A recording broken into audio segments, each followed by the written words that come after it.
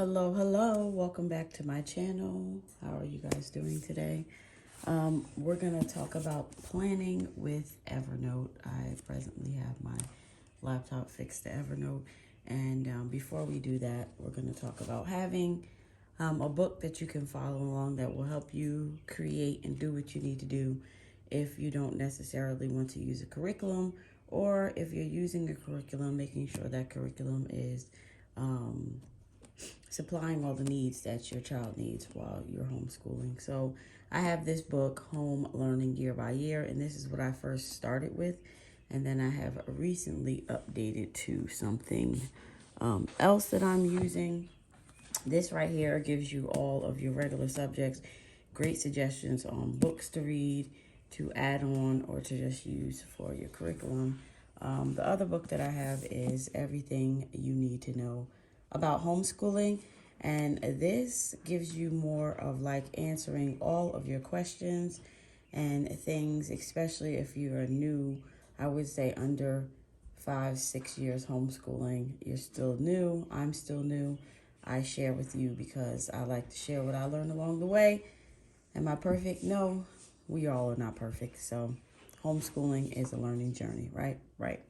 So I like this because this more gives you like what they should be learning socially, emotionally, physically. It kind of goes into the more other side of just the whole person that you are trying to raise, not just giving them the education. So in this book, it has like questions. How do I teach my early learner to read? So it's really breaking down everything that you want to, how do I teach my student foreign language? Like it really breaks down a lot of things as far as here it goes. Like what might my high schooler student learn about art? So even in doing that, I take this and I kind of transfer it to Evernote because even though I might go in this book during the year, if I'm like a little lost and I might be like, oh, what can I do to do this or that? I like to have something that I can print out and keep in my binder that I have that's kind of sort of like my plan. Basically, you go in Evernote and you start a new note. Evernote is free, and I use it for a lot of things, not just this, because you can kind of share stuff. Sorry about my hands, but I do have slight eczema, so I might look, yeah. Anyway, so yeah, I use Evernote for a lot of things. Like I said, you can share, especially if you have a spouse, keeping like to-do lists and stuff that you do in the home. I do use this digitally, but I am more of a paper gal, so I do write stuff down. It's weird, but I do use both. So the first thing you would want to do, let's say we're going to do this example of how you would do Evernote, and let's pick a grade. Let's just say we're going to do 4th grade. So homeschool learning for grade 4. Yeah, we'll do 2023 to 24 because that's what's about to happen. And then I just insert a table, and this table is easy because once you click on here, you can add rows and rows and rows. What you could do is, I'm child popping around this thing. So what I would do is take this book and go to grade 4. So let's do that. So, some of this stuff in the book might be marked up because I have been through this book. So as I show it to you, I will, yeah. So it has grade 4, language arts, and then it gives you a topic, reading.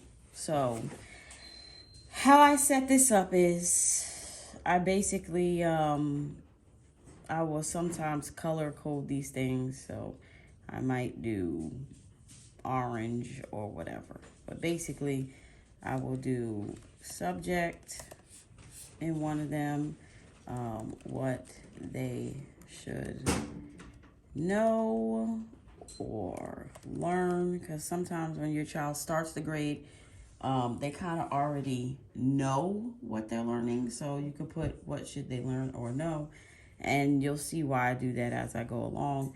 And then there are other things that you could add, like goals for your child that you really want them, like something that you really want them to master.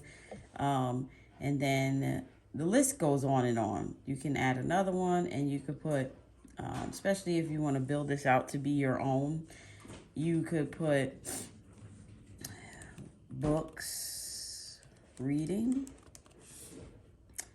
You could put questions to be answered. Like, the list goes on. I'm not spelling this right. Why at Homeschool Moms. I had a running joke with one of our groups the other day because we were asking each other, like, how do you spell this? Like, how do we homeschool and we don't know how to spell? It was like a joke, but we can spell. You know, sometimes your brain just has a little brain fart. So what I do is subject, I will go down and let's start, because it has reading and I'm just color coding it. I don't know why I'm doing that. Maybe I should leave it white for you so you can see. But basically I will do this and I will do reading, and then I will go here and I will add a bullet point. And I will look in here and it says, number 1, read a wide range of grade appropriate fiction and nonfiction material. So you don't even have to get fancy. You could just put read a lot. All right. And then basically as I go down with this, you can add on as many rows as you like to it, which is beautiful. And then you can put all your other subjects like math, science, history. You can keep going with that.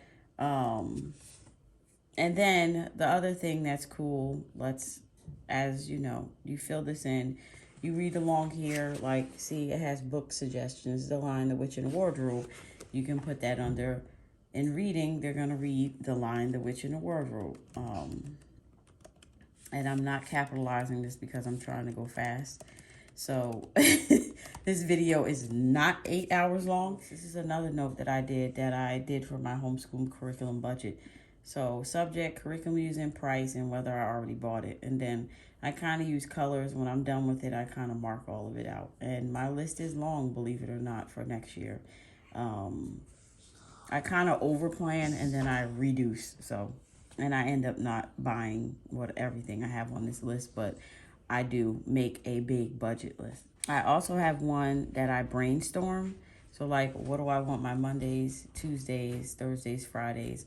Like each month, I break it up by month: August, September, October. This is for our family time, like what I'm going to be doing in the family time.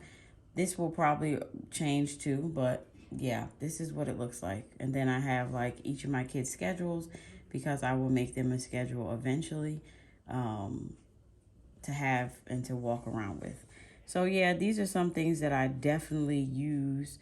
I used it to lay out his 9th through 12th grade curriculum for the year.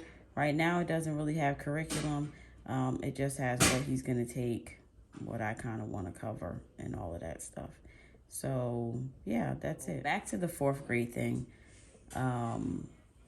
Yeah, so I just bullet. You can put as much, you see in reading, you can put as much as you want in this thing. Of course, the bullet is not going to keep going because I'm not writing anything, but you can bullet all the way down. It will be full. Yeah. So if you wanted to really build your own curriculum, I would say you could put subject. And then you could put what subject you're doing. Or you don't have to do that. It depends on the way you want to set it up. So you could put subject or just put like math here. I'm going to put math, and then you could just basically do this week 1, right? You could put week 1. You can go on and put week 2, or you can do week 1 through 6 if that's how you want to break it up. And then you can take that and then start to bullet. Like week 1 through 6, we're going to cover this, this, this, and that. What we will cover. And then materials needed. And then topics mastered, if you want to say, or topics, whether they got it and they can move on, or whether they need more work. You can put, you can also put like your reflection. Like, did they do good? Do they need to learn more? What can you move into the next weeks to come?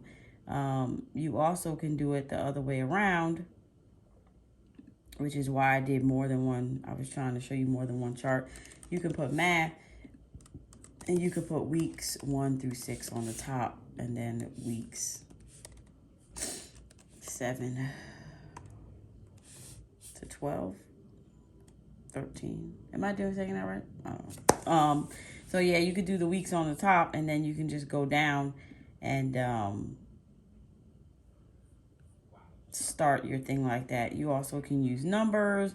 You can do, check boxes. You could do bullet points. So Evernote gives you like a lot to do. There is a lot of other things, charts and stuff that you can do with Evernote. They even have charts that are like projects. You can put photos in Evernote. You can attach stuff. So if you're like somebody that wants to keep track of your homeschool, like especially stuff like art and stuff like that, you can do that and keep it in here. With the free account, they really allow you to, it's like a monthly amount that you can put on there, but I've never not had a time where I couldn't add stuff when I wanted to, because I met the capacity. So it is really, really good. This is a divider. So like if you're in a certain part of a page, you can divide it, see, and start a whole new thing, a whole new chart, but yet you're still in the same note. And then your notes, you can break your notes down into notebooks on Evernote too. So you can have one for your house, one for homeschool. This is something, like I said, I really, really, really, really like. So I pulled up one that's already finished for you so you can see how it is. I'm going to try to move it a little bit closer. This is for next year for 5th grade. So I have already went through both of these books. This one and the Everything You Need to Know. I already went through both of these books, and basically this is what I have. I have subjects, Mark Bowen. I have what he needs to learn, goals, resources, books I can use, curriculum, all in one thing, and books he can use. And sometimes, like as the summer goes along, or as the year goes along, his 4th grade year, I just added on already. I'm already working on this. So, and then I put in goals, reading more chapter books, read aloud more. Those are the things that, I want him to do. And then I break it down. Even though this is all language arts, I do break it down: reading comprehension, spelling, vocabulary, grammar, writing and handwriting. Sometimes I even throw in the prices, so I know what, how much I'm going to pay for it. They have listening and speaking skills, math. Math is long, science, and then history. He'll be taking cycle 3 of CC, so he'll be following along with that, which kind of, for me, this will be in my notebook, so I can kind of like check off to make sure that he's learned about it. And if he doesn't, because homeschool groups usually end early, that's when I will throw in something like this to continue to work for the rest of the year. Memorize the U.S. presidents. He has actually already done that, so it's already checked off. And then I go to geography, and then I start loop schedules. What do I want to loop during the year? What does that look at like? I put loop schedule, and I put these plans, the rest of these plans are for throughout the year. So I have Bible, study skills, logic, computers, engineering, money, arts, music, physical ed, drama, and extra things that I might need for the homeschool year. And then, so basically, all of that I got out of this book, Home Learning Year by Year. But when I added this year for the first time, when I got this book, this is general goals. They tell you for the 5th grader, general goals for 5th grade. And then they tell you socially and emotionally. Use words to express himself. Enjoy more friends.